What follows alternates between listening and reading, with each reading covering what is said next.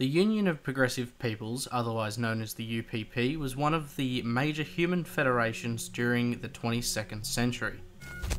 Comprised of a coalition of socialist country states, the UPP quickly became isolated in the Middle Heavens, as they created enemies of pretty much everyone else, likely due to their heavily opposing views on capitalism throughout the Middle Heavens.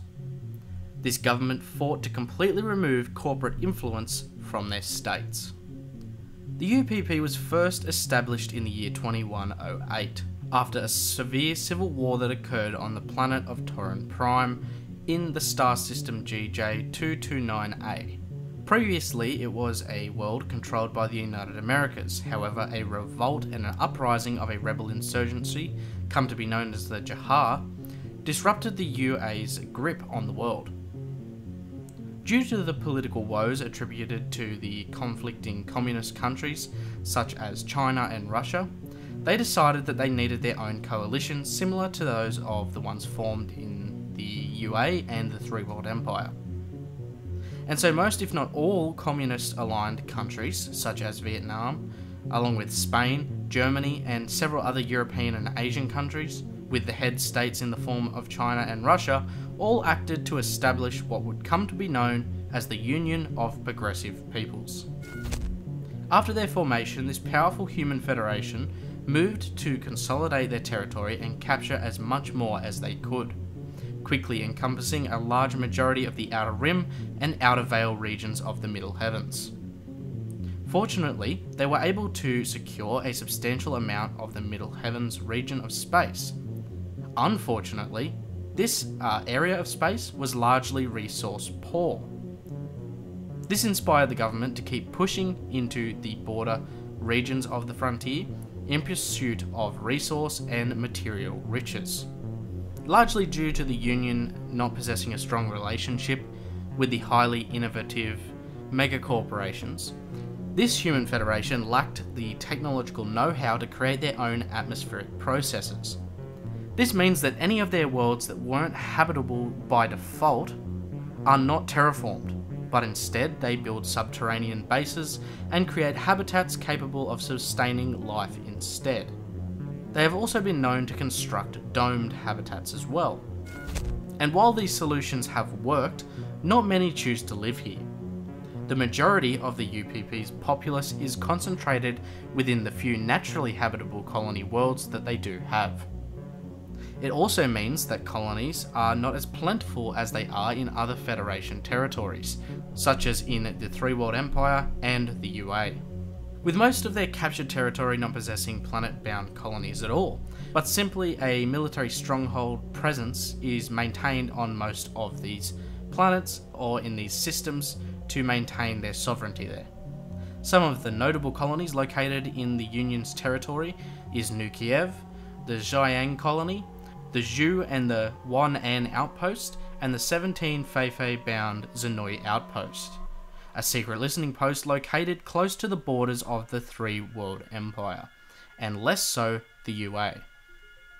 Their most recent move during the year of 2183 has been to annex the world of LV-038 in the 61 Cygni star system from the UA.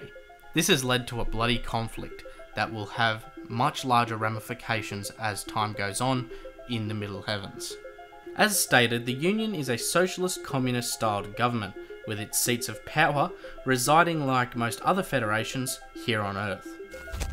The Union possesses a president who acts as the overall head of state, and then a premier who acts as the state of council. Each separate colony has its own mayor. But on the border territories and on the frontier where things require a firmer hand, the Union has appointed a Governor General and a sizable Navy task force there to protect their interests. During the early 2180s, the Governor General is an individual by the name of Pham Dinh. The Union, in its endeavours to set itself apart from its political opposition, has also created enemies of almost everyone around it. Both the UA and the Three World Empire have both been in a state of Cold War with the Union, almost dating back to its inception. Due to the Union holding over the Spinwood regions of the Middle Heavens and their advance into the Outer Rim, They have seen multiple border head bumps with the UA and the Three World Empire, which have become full-on skirmishes and are now turning into full-on battles. The Union dislikes the other federations, however their real despise is kept for the corporations of the Middle Heavens. Here lies their true enemies, the fornicators of the scourge they know as capitalism. They are rumoured to have moles within locale Bionational in order to steal data and research. They contribute to distrust by the public in the company Siegson by using similar android models to their working Joes as Union combat synthetics. And last but not least, there's Weyland Yutani. Weyland Yutani represents everything the Union has come to hate about their rivals.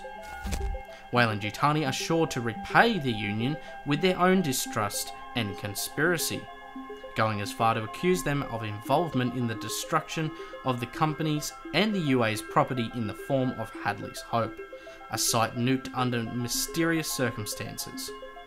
But the Union holds one over the company, as they have somehow been able to reverse engineer many more proprietary technologies of the company over recent years. How they have done so is currently unknown. While the UA has its USCMCs and the Three World Empire has the Royal Marine Commandos, the Union has the Space Operating Force. The SOF is a force to be reckoned with, and comes only slightly in second place when comparing its sheer size and forceful might to that of the UA's USCMCs, going as far to have a remarkably similar regiment breakdown. To attempt to match the Three World Empire, they have tried to bolster their navy military might through the creation of an impressive fleet of warships and transport vehicles, giving the UA a serious run for its money when it comes to the military superiority across the galaxy.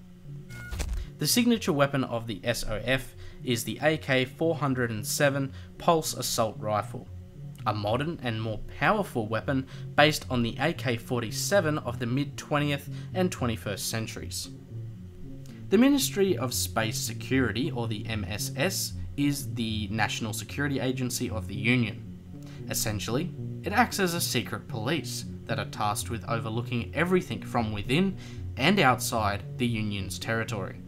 This set of procedures is said to be for the greater good of the Union, and the other federations condemn this invasive and powerful police force. Yet, forget that corporations have very similar and slimy ways of obtaining any data on you that they would like. Essentially, it's the pot calling the kettle black. The MSS maintains operatives throughout their territory and concentrate them on frontier regions and regions where borders meet with their enemies. Some even penetrate as far as UA-controlled colonies, going undercover to gather intel and attempt to stir up socio-political melting pots.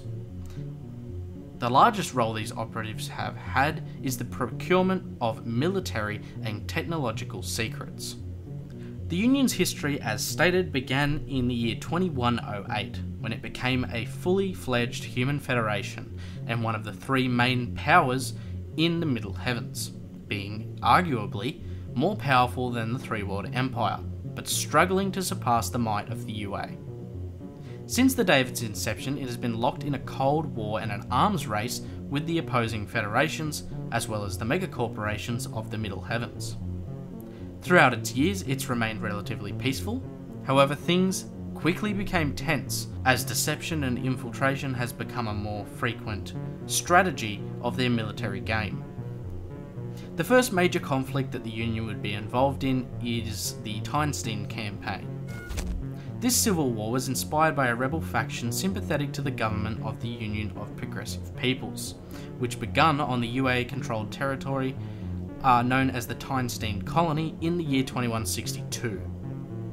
As the supporters for this government grew, it became clear that the Union supported the rebels' movements to overthrow the current UA government stationed on the world, setting up their own socialist government in place. The remaining UA loyalists, as well as neighbouring colonies, were able to alert the UACA, and so the UA acted accordingly. This battle was largely fought on the ground, and the colonial marines' time to prove their worth had arrived. This conflict had become known as the Teinstein Campaign, and it involved a total of 500,000 colonists who were forced to take sides and join the fight against their rivals, or possibly be caught in the crossfire of the battles and become civilian casualties. The campaign ended in failure and tragedy, largely because of the massive loss of life, but also because neither side really ever won. A stalemate was drawn, and the remaining land mass of the planet was turned into a nuclear wasteland for a few hostile factions left to fight over for whatever was left. To this current day, the planet remains in perpetual chaos, with the Teinstein Campaign never really ending for the inhabitants of that world.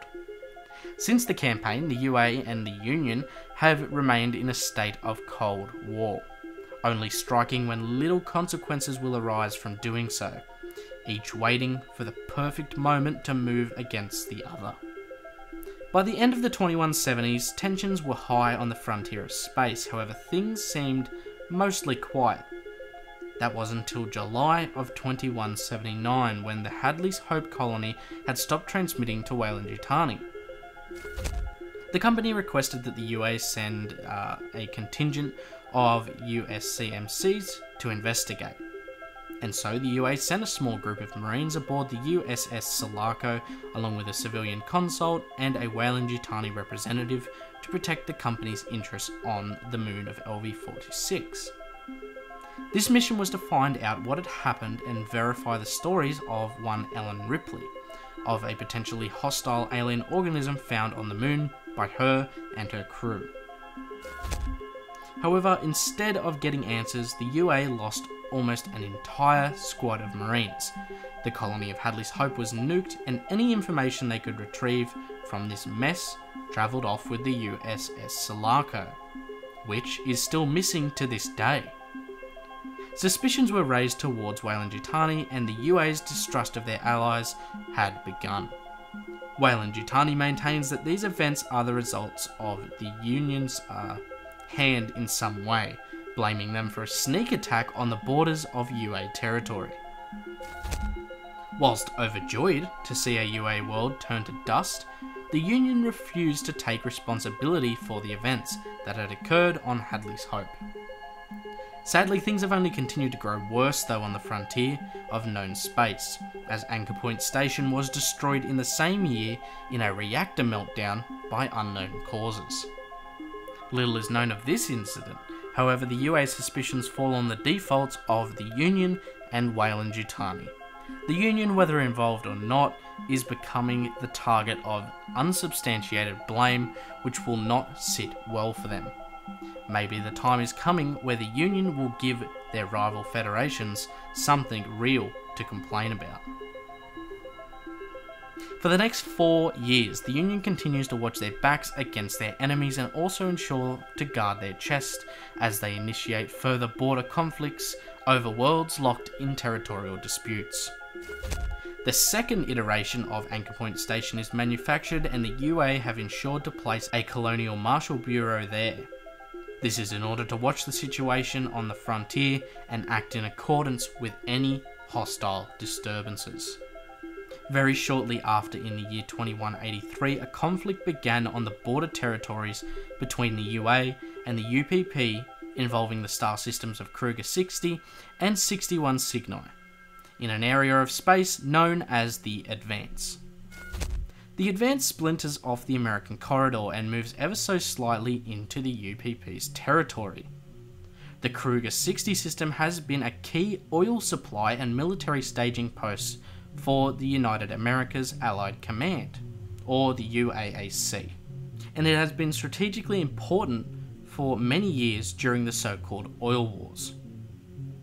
The severe petroleum shortages throughout the colonies has led the United Americas, the Three World Empire, and the Union into a race to secure new sources of crude oil. These oil wars have created severe border tensions, and stretched too thin, the UAAC and the Colonial Marines maintained an uneasy peace throughout these colonies. Recently, the UPP expanded their borders to engulf the 61 Cygni system, annexing the colony of LV-038 in the process from the UA. Allied Command sent a task force to challenge their claim, and the nearest system of Kruger 60 and the moon of Ariakus was feared to be next.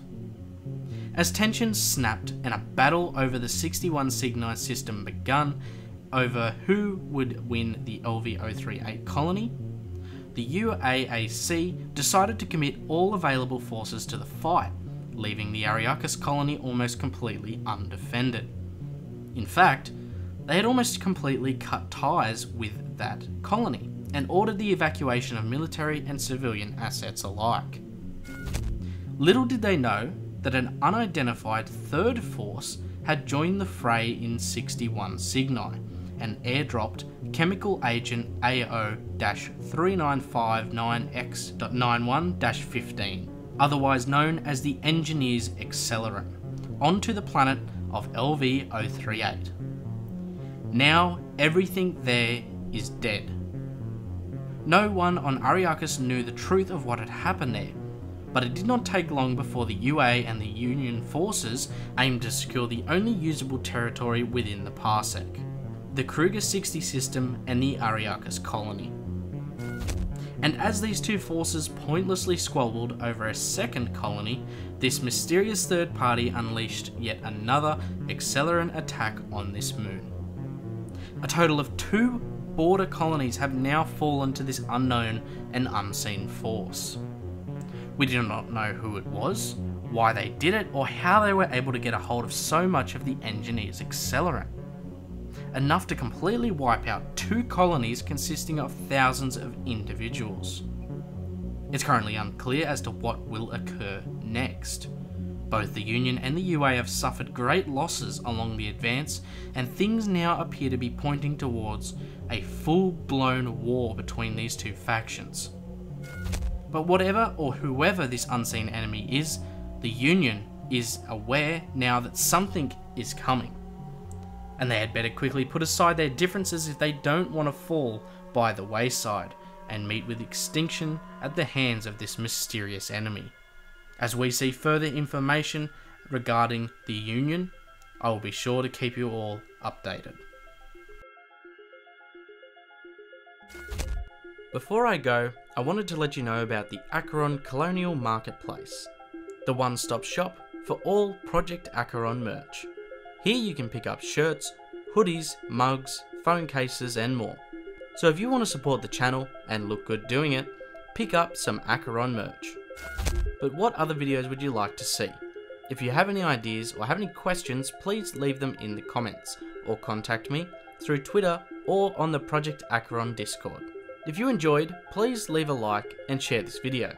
And if you want to really help see this channel thrive and grow, as well as gain a bunch of awesome rewards for yourself, consider becoming a patron, such as Christopher Dasinger and Ambrosia, leaders of the Project ACHERON Hive. I hope to see you all here again very soon, but until then, this is Project ACHERON signing off.